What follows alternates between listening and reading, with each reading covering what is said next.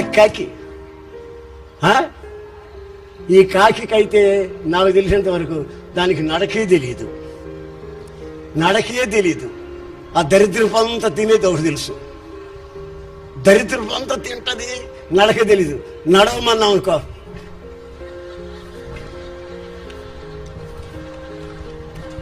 మీరు కావాలని చూడండి కాకిని, అది పొరపాటును కూడా నడవదు, అది ఎగరత గొంతులు వేస్తాడు, పనికిమాలిన గొంతులు. అది పక్షే, దానికి రెక్కలున్నాయి, మరి ఏం లాభం? అది ఎగరతదండి. అట్లాంటి విశ్వాసులు ఈ రోజున ఉన్నారు, నామకార్థ క్రైస్తవులు.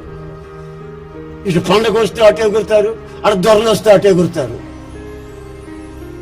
ఎక్కడికి అవసరమైతే అక్కడ ఎగరడమే కానీ కాస్త నడుస్తామన్న ఆలోచనే లేదుగా. సొంతగా నడుద్దాం అనే ఆలోచన లేదు.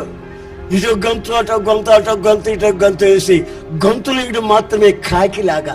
కాకి రెక్కలున్నా అది ఎంత దూరం ఎగురుతుందండి.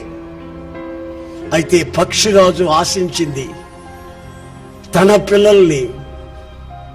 పక్షిరాజు మనసులో ఉంచుకున్న ఉద్దేశం ఏంటంటే తన పిల్లలు నాంత ఎత్తుకి ఎదగాలి.